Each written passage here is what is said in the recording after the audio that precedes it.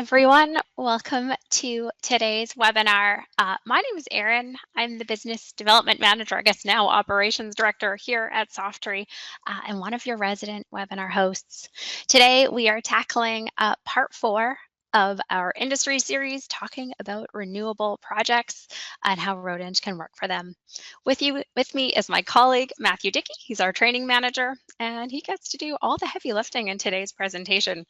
To start, as I mentioned, this is part 4. We've done this for the last 2 months. We've spent time talking about mining, forestry, county engineering, and all these fantastic rural infrastructure applications for RoadEng. And today, final part of the series, renewables. In terms of our agenda, we're going to be focused for the most part on a wind farm project. The majority, I say, of the webinar, probably at least 90% of it. We're going to talk about how you can import your spatial data, which also applies to that solar project. We'll talk a little bit about hardstand placement and geometry. We're going to look at path exploration. That's how we connect those turbines with roads. Then we'll talk about detailed road design, and then finally output. In this, we are going to be leveraging, I'd say, probably a smaller wind farm project than most of you work with. We're only dealing with 5 turbines and hardstands, and with this generating about 6.5 kilometers of new road, as well as leveraging some existing roads. Of course, the purpose of this is a demonstration and a live webinar, so we are keeping our project size a little bit smaller.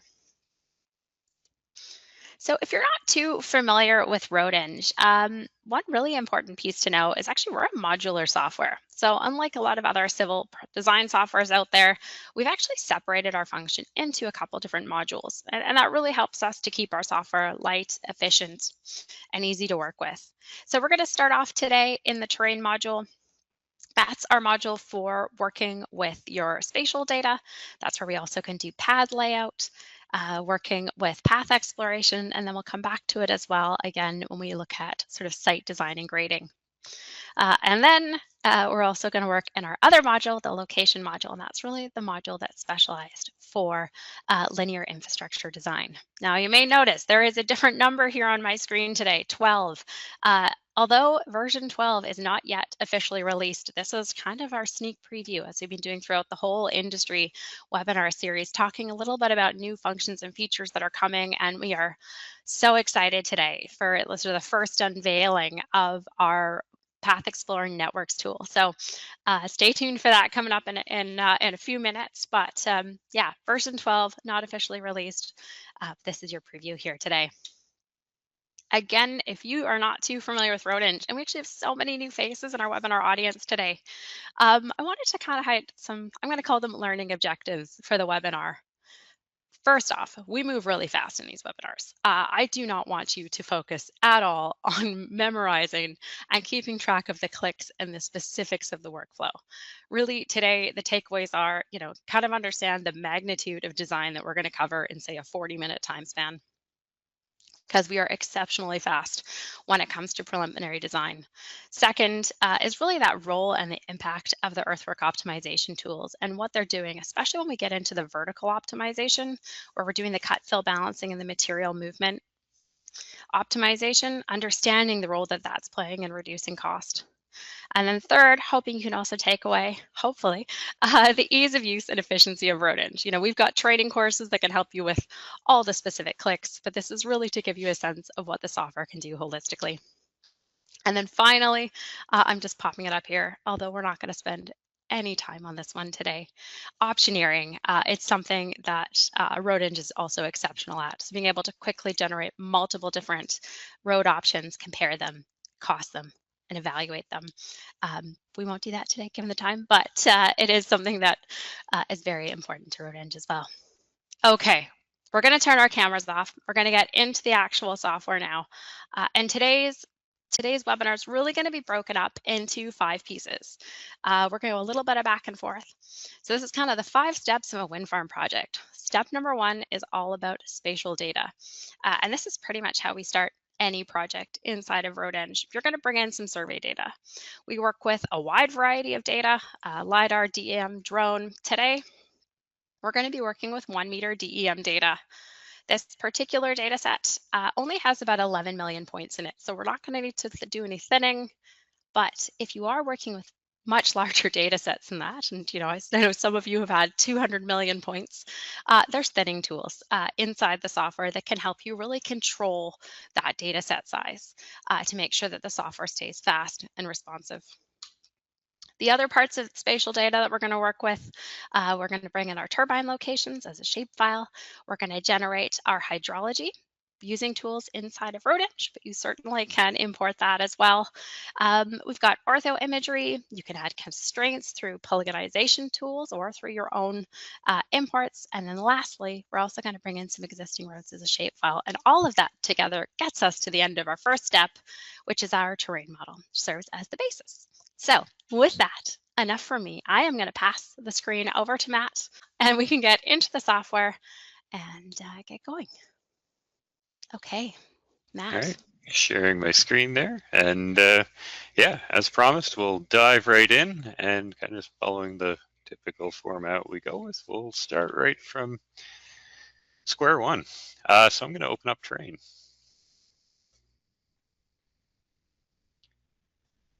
And we'll click Insert File, and let's bring in our topo data first. So in this case, I'm just going to bring in a DEM file. Of course, common formats for wind will be your raster, DEM data, LAS files, LAZ, etc. But support all the standard formats, and we'll go in and bring that all in a few clicks.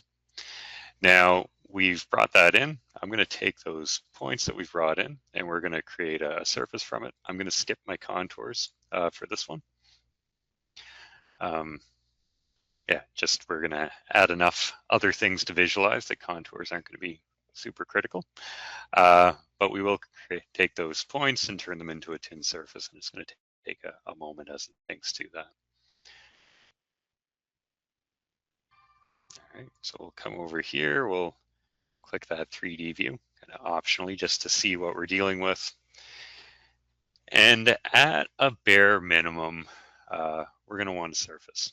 So bare minimum workflow, we've got a surface. We could start designing from that. But of course, in reality, there's probably other things that we want to consider and visualize.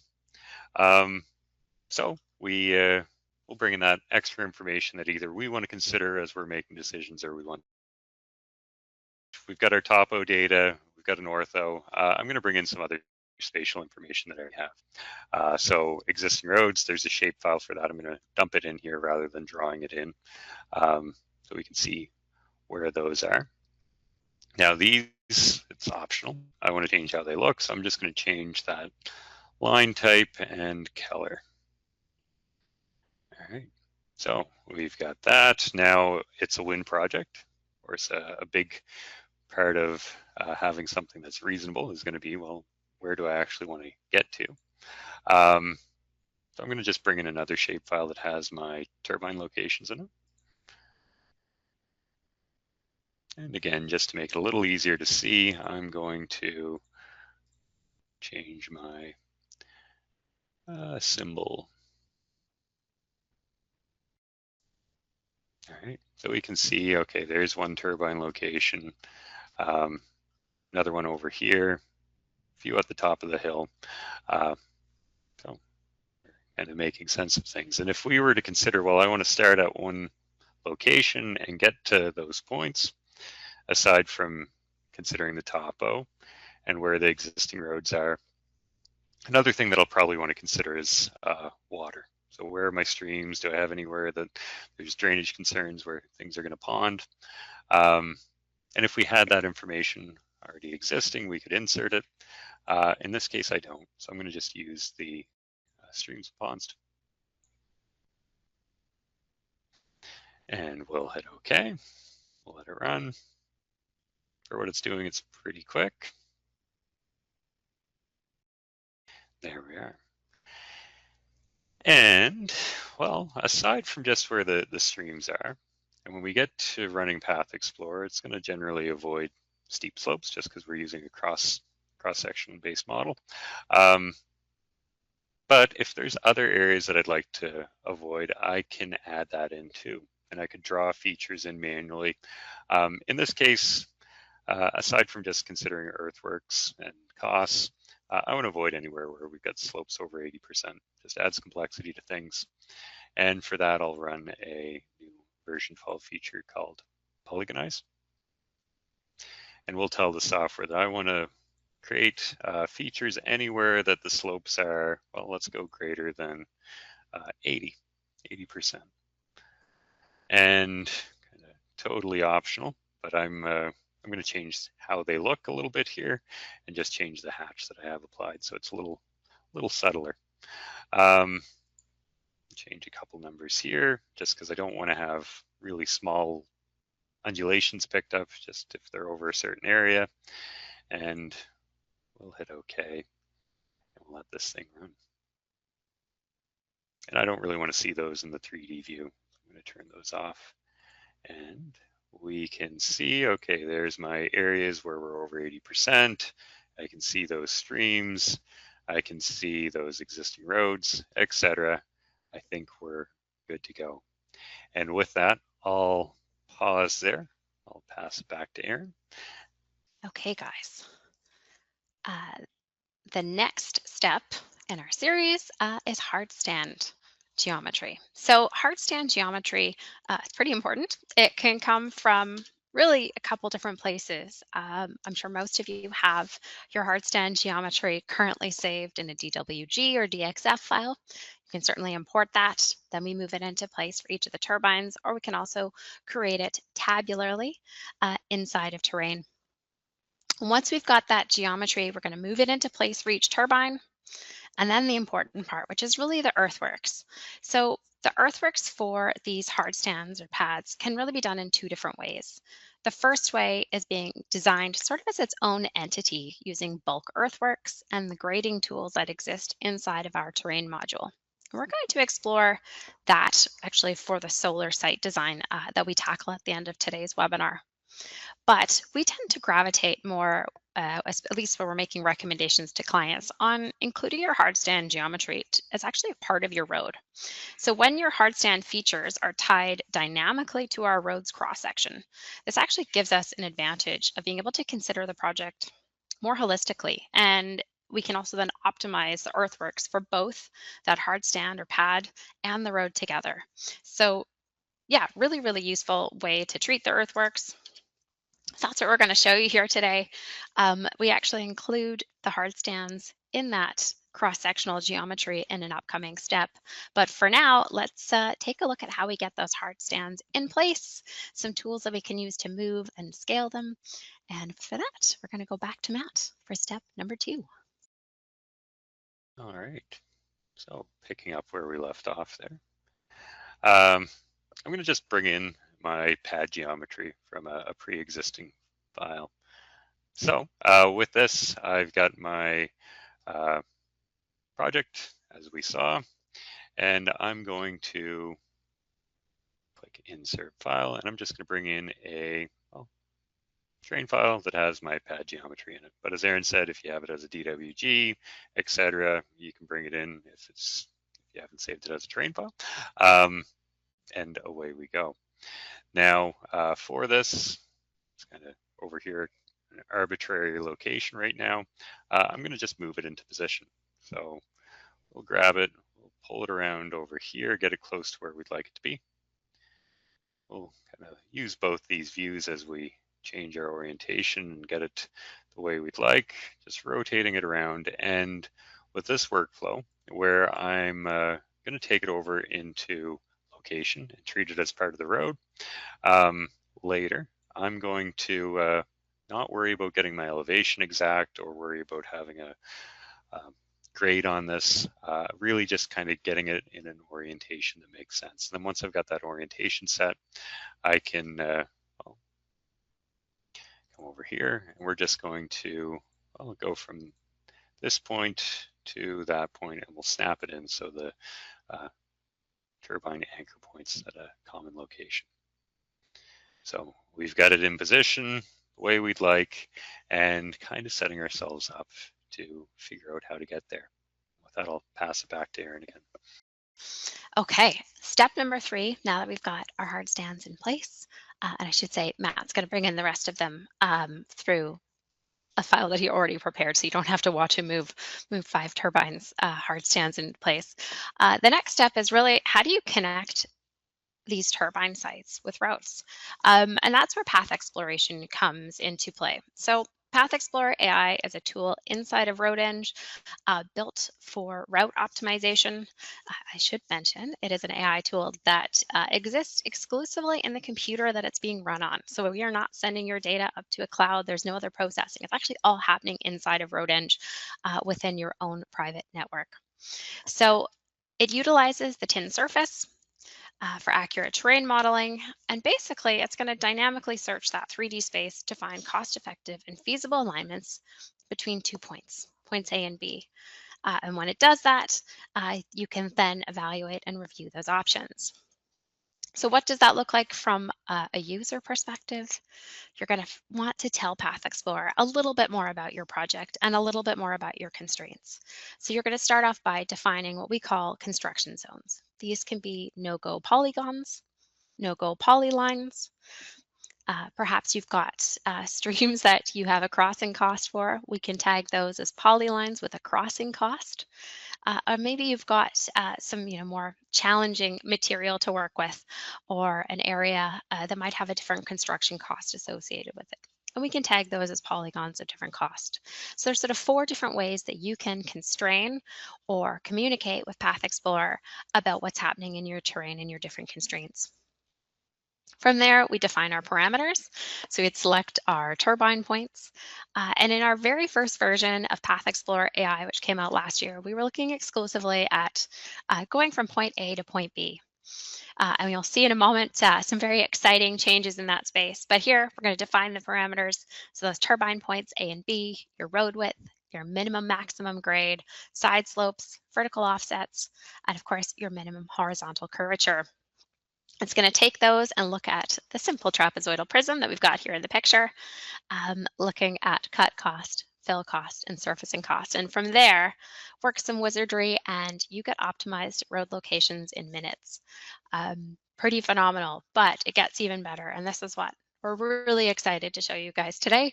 We're pretty much going to do all those steps, constraints, parameters, but now we're going to bring in all the turbine points. And Path Explorer is not just going to look at how to connect A and B. Instead, we're going to also tell it tangents. We're also going to tell it existing roads, and it's going to solve the network of roads for your turbine, again, in minutes. So in its first public previewing, I'm going to pass the screen back to Matt, and we're going to take a look at Path Explorer AI first, just going between 2 points, and then the network. All right, so picking up where we left off, before we do the full network functionality, I am going to introduce a couple concepts new for version 12 that help us better accommodate more complexity in our projects and make the problems even easier to solve for our users. So that is the idea of using existing roads and something that we're referring to as tangents to help control the search behavior. So in this particular example, I'm going to set my start point way back here. I want to get there. And well, if we just let Path Explorer do its thing, it's looking to minimize earthworks and considering a cross section. And if we don't tell it that those existing roads are actually existing roads, it might not follow them exactly. So it could be that existing roads have a different design spec, or it could be that there's somewhere else that's really smooth and appears to be cheap to put things. So instead, we're going to say that line is usable, and well, all these lines are usable. And then we want to get to our pad location. And for our pad location, we want to control the direction that that new road comes in at. And instead of, well, assigning specific directions, we're going to use our pad centerline feature as a tangent. And tangent in this sense is going to, well, control the tangent direction of the road as it approaches or leaves that point. So just starting with this kind of simple example with one, we're going to go over here. We're going to set the problem up. And well, a lot of this is going to be similar to Path Explorer in version 11. We're going to tell it how many paths we'd like to produce for options. And in this case, I'm just going to go with one. Going to give it a road width, minimum curve radius. So I want to be 50. We'll tell it, okay, I want to have max grades of say 14%. And we can control our cut and fill slopes. And this is going to be my default settings. We could have different settings for different zones if we want, but here I think the defaults are going to be pretty appropriate. Next, we'll go to the construction zone settings. So here I mentioned, well, we've got that existing road. Well, we need to tell it the features that, in this case, we've already called them existing roads, but the features that are existing roads will be tagged that way. Actually, just a sec here. I am going to change this before I forget. So it won't really matter for this specific run, but later, as we get up to the, trying to get up to the top of the mountain, we want to allow some larger cuts and fills here. All right, so coming back here, we're going to add the tag for existing roads. I'm going to select all those features. And then, well, okay, we've got our existing roads accounted for. We also want to say that those streams cost money. So we're going to say those streams are going to be polylines. And well, let's select our stream features. And we'll say each one of those stream crossings is about 4K. And then we'll come in here and, well, we've got existing roads, we've got polylines. Let's tell the software that we want polygons too. And we could do different flavors of polygons. We could either do polygons where we change the cost or design specs for them, or we could go no-goes. And no-goes are going to be kind of absolute. So I'm going to select the no-go features I'd like. Here I'll use those slope features that we've generated. And there we are. Next we'll go to the features tab. Here we'll add in that start point. So we want to start, go to our tangent. We want that tangent feature to behave as a tangent. And we'll hit OK. We'll hit OK. Now, this is kind of a smaller problem. It's still a pretty big computational problem, so it's not instantaneous, but it is pretty quick for what it's considering. We'll let this thing run. And there, it's done its thing, and we can see, okay, that's how we get to that point. And just to kind of reiterate and unpack a little bit of what we're considering here for this project, well, we've got our direction generally following the direction of the tangent. We've got our road at this end, peeling off of that existing road. It doesn't go quite to the end because, well, it doesn't make sense to go to the end here, and breaks away beforehand. So, kind of two key concepts, existing roads, tangents. Great. Let's scale that up now. And here we'll show off the exciting stuff. And again, just so you don't have to watch me move 5 pads around, I'm going to just bring in a file with those pads already set, or I guess insert the pads, their location already set. And let's do what we just did, only more. I'm going to change my operation type to be networks. I'm going to come in here and I'm going to say, well, let's use all those tangents for all my different roads. We'll hit OK. And we'll hit OK. So that previous one took, what was it, 20 seconds or so. Bigger problem. It's going to take more than 20 seconds. My guess would be, say, 2 or 3 minutes. But still super, super quick for what it's doing. So as it solves this problem, it's going to look, well, in 3D. So if it makes sense to go through a ridge, maybe, well, it's going to cut through that ridge. If it makes sense to go around it, it'll go around it. If it makes sense to ramp up and fill to get on top of it, it'll do that as well. Yeah, and here, Well, it's considering the existing roads that we've input. So if some of these pads make sense to branch off of one existing road, great. If others make sense to come off another existing road, well, that works too. And yeah, so it's kind of wild to see it coming together in terms of how much heavy lifting it's doing and how quick it's doing that. Matt, I wonder if we've got time to quickly tackle one question while we wait for this, because I think it's quite relevant to the step we're in. Okay, And the question that came through the chat, does Path Explorer recommend or automatically design the turbine pads to the ideal elevation to reduce cut and fill? It seems like when you placed the hardstand geometry previously, you did not set an elevation.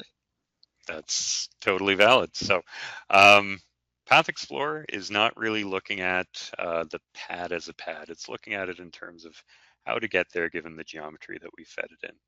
And when it comes time to choose the pad elevation and also the gradient of that, we're going to tackle that as we get into location, where we'll consider that in more detail, more of the geometry, and we'll consider it simultaneously with the road. Yeah, so short answer is Path Explorer looking to get there, but we will consider it using the optimization tools momentarily. And we can see Path Explorer is done. We'll hit OK. We'll start just quick overview, take a peek at what we have on the go. We can see we're accessing that location.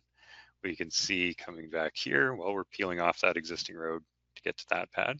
So that's kind of what we can see in the plan view. Let's zoom out and see what we're dealing with here. All right, so obviously going to the top of the mountain is going to be harder.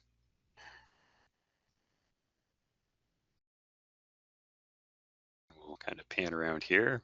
So it's pretty constrained, tough spot to get to. We've given it those 50 meter radius curves.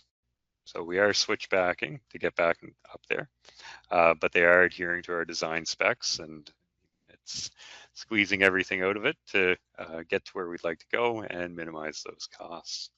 And then once we're up at the top of the mountain, well, we can see that we are peeling off to access those different pads independently to further minimize our costs. So with that, pretty exciting from our side. We obviously like the tool, but I'll pass it back to Aaron, and then we'll, I guess, use that as a segue to jump into that pad question. Okay, so now that we have terrain model, hardstand geometry in place, where we are going to work on the elevations and the gradients of them, and that Path Explorer network of roads that we very quickly just generated, we're going to move into the second module of RoadEng, which is the location module. And here in the location module is where we can do detailed road design. And here's just kind of a quick look at some of the elements that are contained within the location module. We are working with views tied to very specific different parts of the alignment. So we've got a plan view, we've got a profile view for each alignment, the mass haul, the data table, cross-section view, 3D view, and then on the far side, this is where we control which alignment we're looking at through our alignment control tree, as well as the subgrade costing data. So a lot of different interconnected views that, of course, you can customize how your screen looks. You don't need them all up at the same time. But what we're going to do here now is take those alignments that we generated with Path Explorer, and we're going to leverage another optimization workflow in order to continue and sort of finish that preliminary design. I should mention everything that we're going to do is also possible to do manually. So if you're someone who likes to create your profile, you absolutely can. But we're going to leverage optimization tools because yeah, it's faster. So we're going to start this process when we come into the location module of turning those Path Explorer lines, which initially import as polylines, we're going to convert them into proper alignments with defined curves. So that's kind of step one, polyline to alignment, quickly convert it into a horizontal alignment with curves. When we do that, we actually wipe away the profile. And the reason for that is our Earthworks optimization or vertical profile tool, it does it much better. So polyline to alignment, next step, make sure we've got our cross-section geometry connected to those pads. And this is where we're going to be able to get the pad elevations, because now they're going to get tied into our earthwork optimization. So we're going to connect our cross-section geometry so that when a pad is there, our road width is going to expand to match that pad or hard stand.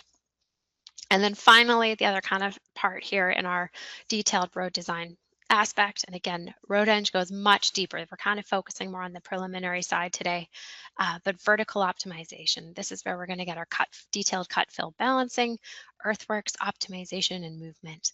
And it's going to generate our profile for us, meeting our constraints, making sure we have specific gradients at those hard stands, and it's going to do it in a way that looks at the materials available in the ground, what's needed in the cross section, what's the most efficient way to move those materials, and how do we minimize how much we cut and how much we fill. And it does it all through incredibly fancy math, of which I'm not going to explain in a webinar, but that's, yeah, kind of a look at where we're going in the next step. So Matt, step 4, detailed road design.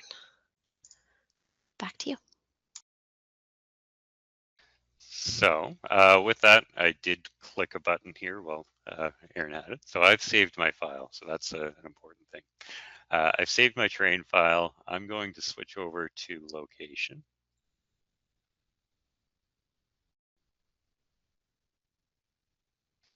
And we'll click this guy here. Let's go to, so I've saved the file as topo.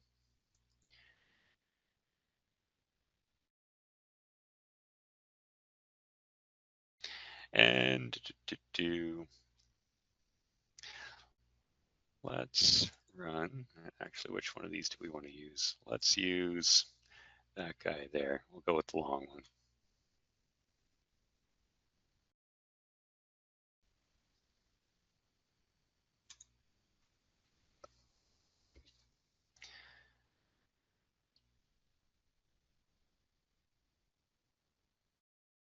All right. And we'll zoom out a little bit here, see what we're up against. Click zoom to extents. So just a brief overview before I get in and actually kind of run through the workflow. Of course, we've got our plan view, 3D view, cross-section view, and our profile. Let's take this, and right off the bat, we probably, in this case, I guess I don't really care about the existing roads. It's nice to know what roads I'm going to take to get there, but I don't really want to design them. So I'm going to just delete the portion that is not my greenfield project.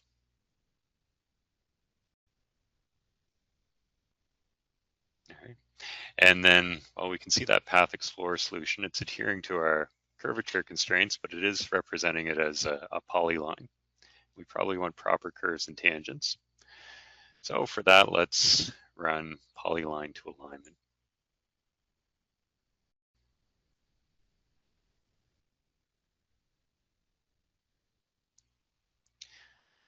And here we're just, again, going to simplify that alignment down to be a series of curves and tangents, adhering to a tolerance. The longer we let it go, the closer it will get to matching the alignment perfectly. Of course, we could also trace it in. In this case, I think we're good with what we have here. All right, so there we are. And we can see we're zigzagging back up the hill. We've got our proper curves being applied. And well, let's keep going here and add a little bit more realism. So on this particular road, we want to add in our pad as part of the road. So when we're up here, we want to have that boom lay down in our section. And we could go through and do it a couple different ways, but usually the way we gravitate towards doing it is using a reference feature. So in here, I'm going to, well, tell the software that I want the pad offset width to be set based off of a feature. we're going to say, well, that feature should be defined from a feature in the topo file, and we're going to use a feature that has the name pad limits. We'll come down here. We got that set. We'll do the same on the other side. And now we'll have those quantities incorporated with what we're optimizing. And then kind of building on that question that we had about, well, how do we constrain the pad geometry so it doesn't have I'm using grades up to 14% to get here. We probably don't want our pad to be on 14%. Well, how do we apply that? And we'll do that when we set up our optimization. So switching over to the vertical optimization side of things, I'm going to come in here. I'm going to, well, keep my specs as is. I'm going to say, well, let's go from station 5730 onward to the end. I want to have that on a vertical tangent. So we'll tag our linear checkbox. And I only want that to be on, say, 4% grades. We'll hit that add edit. We can see it's applied and we're set. Now, if there's anywhere that we want to have the road at a specific elevation, we can set that using control points. And then we'll hit OK. We'll let this thing do its thing. And again, it's another case where it's not going to be instantaneous. We're going to let it think here for a bit as it chugs away. And but the output is we're going to have a design that is optimized, well, to minimize our earthworks, but also minimizing the costs of our material movement. So it's actually coming up with a detailed haul schedule of this cut has to go there in order to make the best use of the site geometry and the specs we've given it. So it's, well, running through a sample process and should solve relatively quick once that sampling is done. And we'll have an optimized vertical alignment probably in the next minute or so.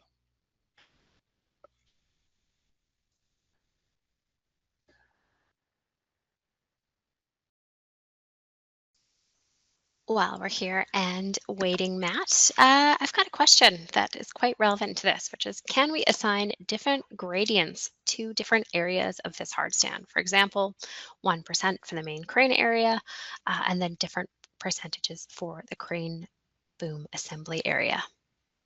Yeah, you could split it up just with that assign by range functionality that we use to basically tell the pad that we wanted to go from point A to point, or not point A to point B, but we wanted the pad 4% constraint to be applied from here to there. We could break that up with the intermediate break. If you do that, you want to leave a little bit of room typically to have a curve in there. So don't assign those parameters back to back, but it certainly can be done. And I guess with that, perfect question for the time we had. It's done. We can see what we're dealing with. So now we can kind of zoom out. We see that we've got, okay, we've got some cut there. If we look at what's going on here in terms of the mass haul, well, we've got a big cut, but that cut material is actually being used as fill adjacent to it and just past it. So that makes sense. And if we kind of scroll around here, well, same thing here. We've got cut being generated, used as fill, cut being generated, used as fill.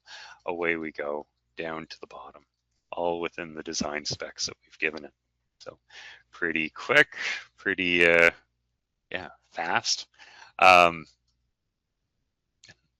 all at, letting the computer do the heavy lifting.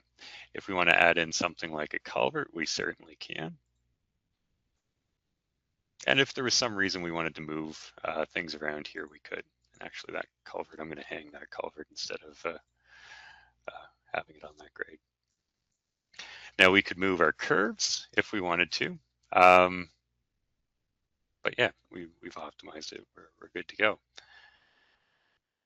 Now, and I won't do each one of these roads, so it will be a little repetitive. Still fast though. Let's do another one of these spurs. Of course, we could come in here, we could use a land XML file again. or not land XML. We could use a train feature. Select it here. For the sake of showing something different, I'll use my mouse to define the geometry. So starting with a single point, we'll come up here. I want to start there, go there,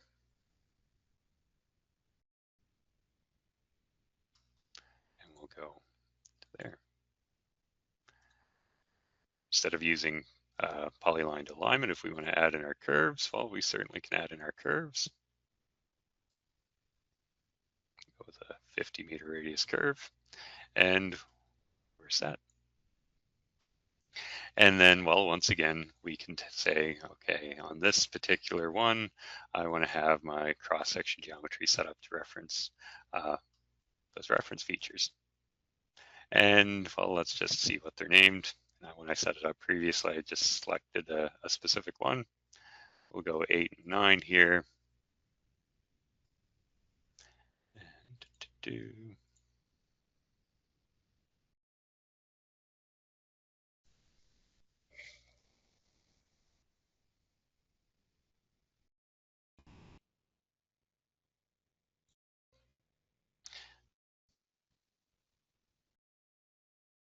so there we are. And then, well, if we want to take into account the grade of our previous road, I'm going to just make sure that we've got it tagged in here as being in the merged surface.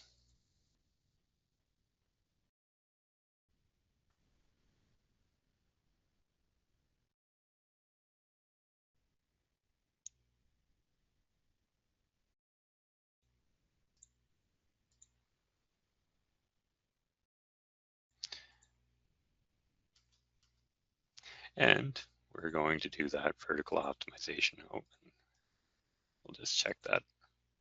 From station 90, we'll keep the pad specs.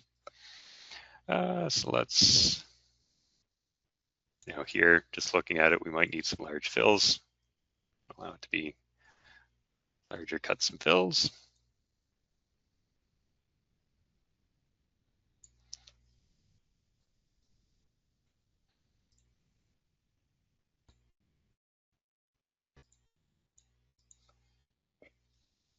We'll hit process.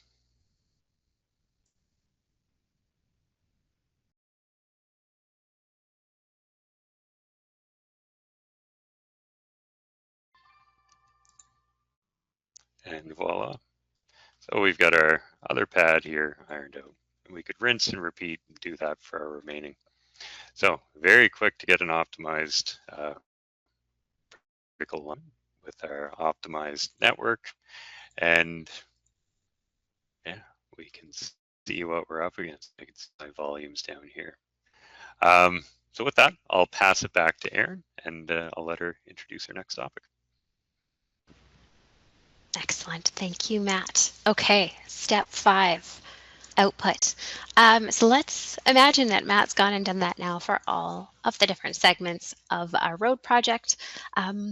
Yeah, output's kind of the next natural step. So inside of RoadEng, one of the options for output, you've got multiplot. That is our built-in construction documentation generator. It is directly connected to your design changes. So if you make a change in your alignment, your multiplot is going to update, as well as it typically is set as well to automatically paginate. So if you make something longer and you need some more cross sections, that's going to update the number of pages you've got. So multiplot's an option, as Matt also kind of highlighted there at the end. You do have exports coming from the data table. So we've got all of our volumes contained in that data table. You can certainly export from there, getting data as well as exports from the mass hall. And then the other export that I was going to quickly highlight is how you get something out of RoadEng and potentially into another software. We typically see clients taking projects back to GIS, back to a different design software if they've got really, good CAD standards there. And here we don't have an export button inside of RoadEng. We have a save as button, so you can save as land XML. That is our typical recommendation if you're going to another software and might want to make some design changes. But if your design is finalized, DWG, DXF, you can annotate it further elsewhere. And as well, if you're going over to a GIS platform, we can export as a shapefile. So with that, I'm going to pass it back to Matt. We're going to quickly investigate output. All right, so continuing along the journey that we're on, we'll put together a documentation. So I'm going to switch over to multiplot. And here we could add in various views from scratch if we want. I'm going to bring in a workbook. So here I've got pages inside of a chapter. Title page, pages inside of, well, pages 1, 2, etc. And we can go to our section view. You can customize this to match your own specs if you'd like. And right now I've got that showing for just one alignment. Now, if I wanted to create, extend this out to account for other alignments, we could say, well, I want to duplicate this plane over profile, and we can change what alignment that's being applied for. Just switch it over like that. So very quickly put together your documentation. Then if we want to take this out in a digital format, well, we could absolutely take it out in a digital format. And we could say file save as, and well, select from any number of options, but common ones being land XML, DWG, shape, etc. And just a matter of naming out whatever you'd like. So pretty easy to export and go back and forth. So we've got outputs tackled pretty quickly. Last kind of output mention, volumes. So we've got our volume tables. If you want that exported, we could go up here and write it, or you can just copy to clipboard. And same with your mass haul information. If you want a tabular breakdown of that to take over into, say, Excel, you can just right click, copy to clipboard, and take it over to Excel or whatever other platform. So with that, I'll pass it back to Erin. Okay, so a quick recap of where we've been with our wind farm project. So over the last 40 minutes, we imported our spatial data, created a terrain model, brought in our Hardstand geometry, placed it for our turbines, ran Path Explorer AI, and checked out new Path Explorer AI networks. We're not excited at all about that one, guys. Then from there, detailed road design, and we just explored some output. So hopefully from a initial understanding perspective, got a pretty good handle on what RoadEng can do for a wind farm project. So just wanted to share, because we mentioned we were doing it, let's not forget solar projects. So for solar projects, of course, roads are going to play a role for these as well. Hopefully the understanding of how to leverage Path Explorer and some of that road design, detailed road design tools makes sense. But the one piece we really wanted to show that's kind of missing in that workflow is really what the site grading looks like. So here, basic workflow, bring in that original ground terrain file and another terrain file, putting that original ground in the background. We're going to design our surface, and then we're going to use the grading tool. And that whole workflow is actually pretty simple. It sounds a little bit complicated, but best shown in a webinar. So for our final switching of the day, back to Matt, let's go take a look at how we can do some site grading for a solar project. And then if you guys are still keen for it, we can tackle some of this absolutely massive list of questions we've got going here. Yeah, and I feel bad here. We're already over time. I probably should have set this up to not just do it right from scratch. So I will try to hustle through and more just focus on the concepts than individual clicks. But yeah, we'll again start from scratch. So a lot of this is going to be overlap. We want to bring in our spatial information. In this case, I'll bring in another DEM file. We're going to turn that into a surface. This time I'll include contours, just again, sake of having something different. And I don't have it downloaded already, so let's just grab an image. So yeah, nice to have that context where things should go.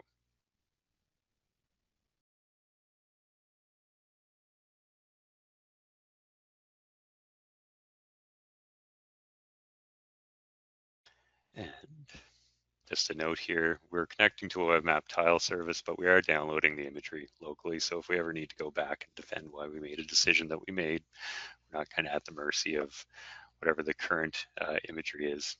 We have that as a record. So let's just save that in here.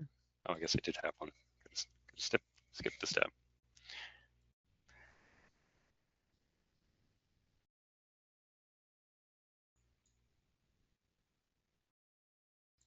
All right, and then I'm going to save my train file as a topo surface.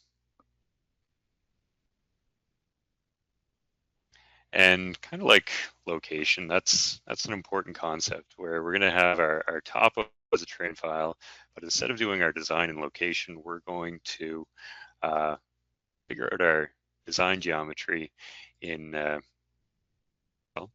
another instance of train.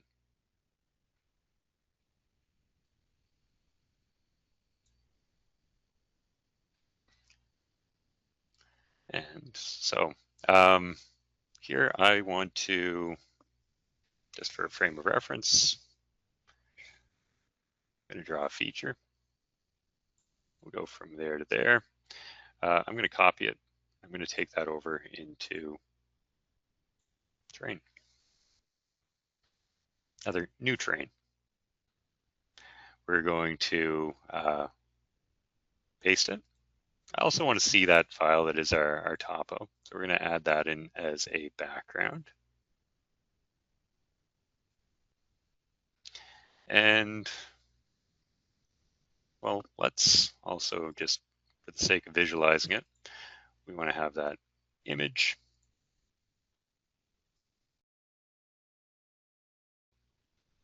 All right, and I want to go from there to there. Let's move this guy around. And maybe I want to have that on a specific gradient. We could do that. And maybe I want to have it on a 4% grade. And we'll set it down on a specific elevation.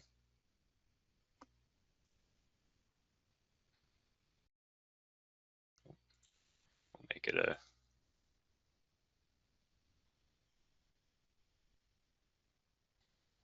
and well, we want to have a pad top to it. So I'm going to just buffer this. And we'll right click, modify buffer. Now I want to go to the left. I want to go, say, 60 meters, and I want to have that on a crossfall of 2%.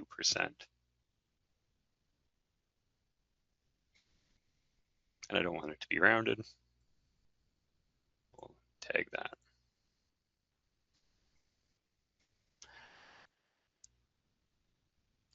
And then if we want to have this actually grade out from that feature, make it so our cuts and fills are balanced, we can. And for that, we'll come over to the optimization tab. We'll click auto balance. I want to grade to the outside.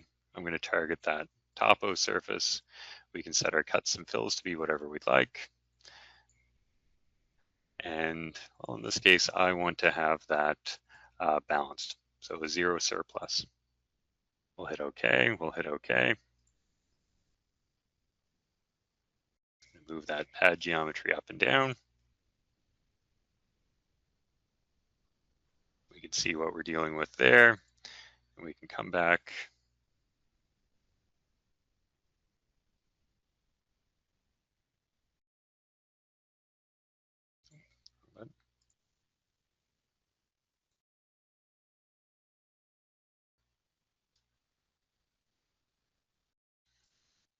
And there we are. We've got our pad geometry figured out, those volumes, and away we go.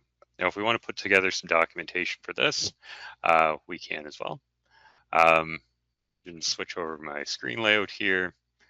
and there we are. We've got something set up to well, behave the way we'd like.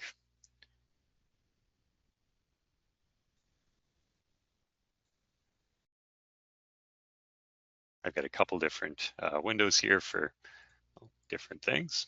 I'm going to just modify this to work well for my specific project requirements, so we're not set in stone with any of this. And then if we want to have something like a long section cut across our pad, we can do that too.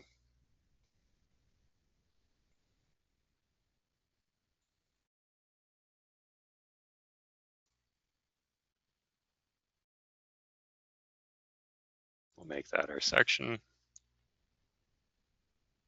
And there we are. So pretty quick to, well, manipulate, produce our documentation. And of course, we could continue along that, pretty it up, and add in our road using the tools that we've already shown in location. So I guess, yeah, a little over time. And as Aaron said, lots of questions by the looks of things.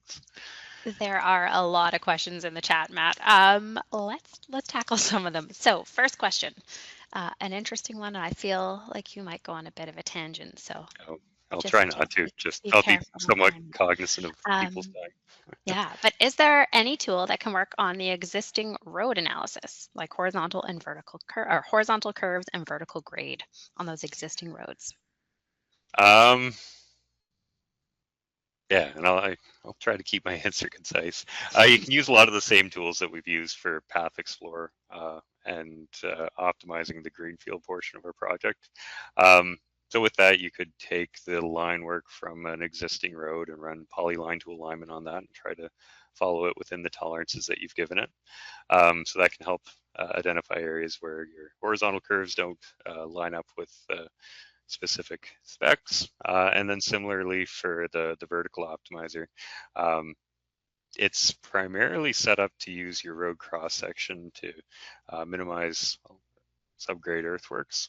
But you can take that tool and kind of adapt its functionality to find a line of best fit to follow the existing roadway. The trick with that is you want to have a pretty narrow cross-section geometry that's symmetrical. Yeah, just let it run and then keeping it narrow, no ditches, etc.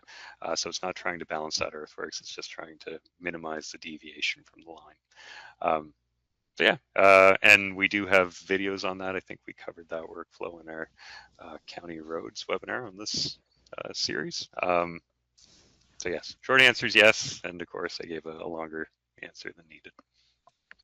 That was actually shorter than I was expecting, Matt. So, Yeah. okay, our next question, is it possible to work with multiple ground surfaces? And here we're talking about topsoil, rock, etc. How do we account for that? All right, this is another one too that I can talk way longer than I should. Yeah, so it's I'll again try not to bore people to pieces that might not be interested in that, but yeah, that's really the underpinnings of a lot of what we have going on here. We haven't assigned a bunch of extra information. Well, if it's preliminary, we might not know where ground types change and what have you. But we can add that information in at a few clicks. Now, I'm not going to go through the whole workflow, but we can go to subhorizons. We can add different material types and depths. If we have independent subsurface information, we can add that in as a surface. And we can say we have specific fill requirements at specific locations if we do. We can have different materials assigned to our layers to account for that. And then the underpinnings of our vertical optimizer is really built on a hull optimization where it's looking where these different materials come from, go to, and we can cover a lot of complexity that includes, well, this material is not suitable, we should spoil it. We don't have the select material that we need to pop a boroped in. So yeah, it's question really does play into our strengths. And if you want to dive into that, we've got lots of resources related to materials, ground types, mass haul, etc. Yeah. Awesome. Okay. Next question, Matt. Is it possible to show in different colors, cut as red, green as fill? Yep. So I'm going to just do it in here. So we've got that, and let's bump this up. We'll leave that as is for now. So there we are. We've got it shown each section. If we want something more continuous, we could change the thickness or bump up our report points. And the report points are, well, how frequently we generate our cross sections for the geometry. But yeah, just a matter of right-clicking, plan options, shading, this little button here. And you can also use that tool to show different surfaces differently. You could use it to kind of give a graphical representation of different attributes. So if you wanted to highlight where maybe steep grades over X percentage showed up, you could use that and have them highlighted in red. So lots of functionality in there for displaying. Okay, next question. We're going back to Path Explorer and the terrain module for this one. Does Path Explorer only optimize paths on a turbine to turbine basis? Is it also capable of generating waypoints that split paths to reach different turbines? Let's back it up here. Wrong button. There we go. So I guess with that, hopefully, yeah, I suspect that question may have happened early, just before we got to see our results. But yeah, it's looking at not just going pad to pad or point to point. If it makes sense to peel off of a specific location, it'll peel off of a specific location. I don't think it's the same question or what the question asker intended. But here I used those points that we must go to as just the turbine locations. If there's other things that you wanted to use as control points or waypoints, you can add them in too.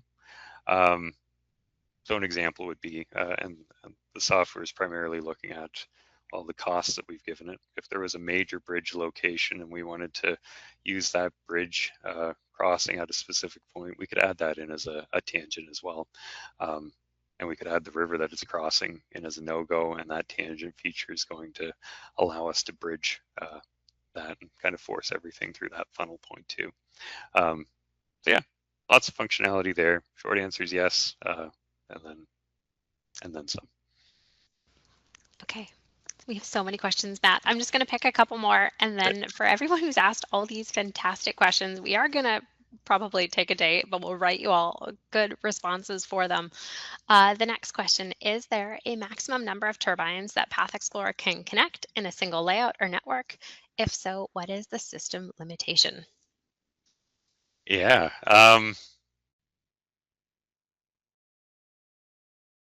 So I guess with that, we're still figuring out exactly where those limits are, and we haven't bumped into the limits yet, at least to a point where we can definitively say this is kind of the practical side of it. Pretty impressed with what it can handle so far.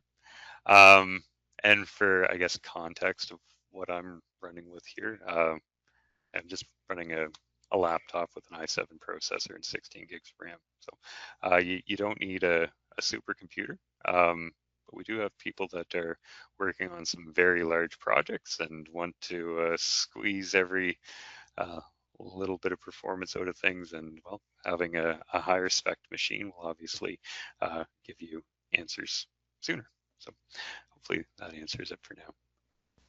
Okay.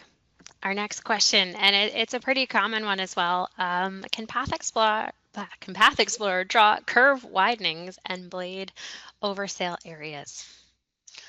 All right. So Path Explorer itself will not. So Path Explorer is, maybe I'll flash this up. Path Explorer is using kind of a simplified cross section to get the road in the right place. So it's still considering cuts and fills, but we aren't considering things like curve widening at this level. When we get into location, and let's see, did I include it here? Oh, I didn't include it. But we can add widening, and I could add the checkbox clicked on here, and we'll hit apply.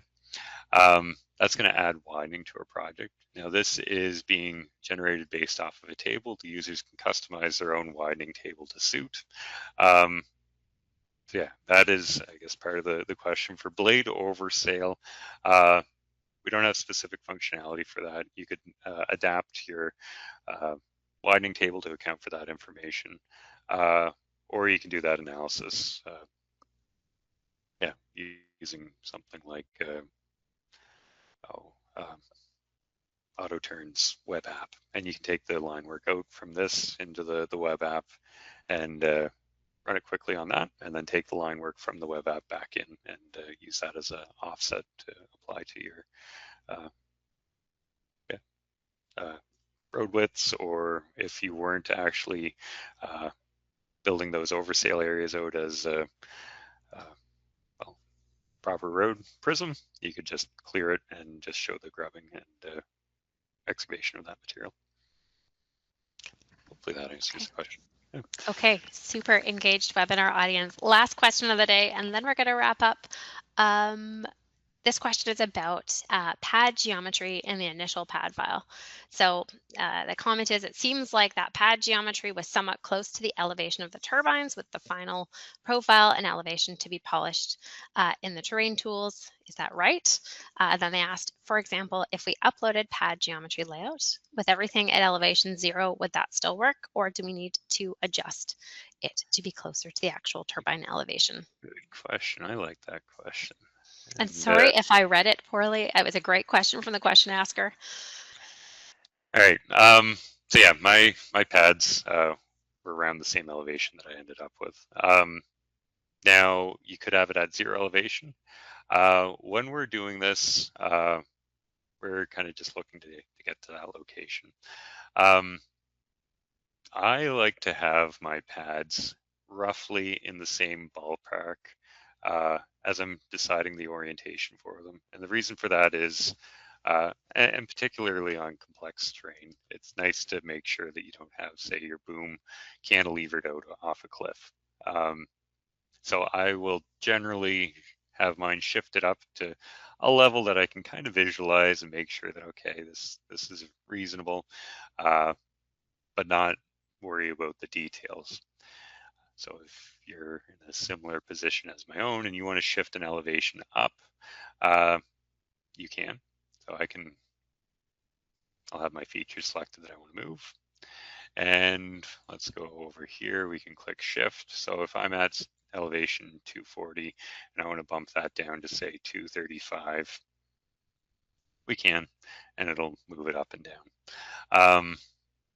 Yeah, and then, well, if I have no idea what elevation I actually want to use here, you can just hover and you can see, okay, where my mouse is right now, its tin elevation is an elevation of 245.7, so you can adjust it that way. If you wanted to actually figure out a really, really good elevation as still using it as a starting point or a final design, you could use the auto balance functionality and grade it and have everything make sense, treating that pad as its own entity. Yeah, but from a practical standpoint, usually just get it close enough to be comfortable with the direction things are set, and that's that.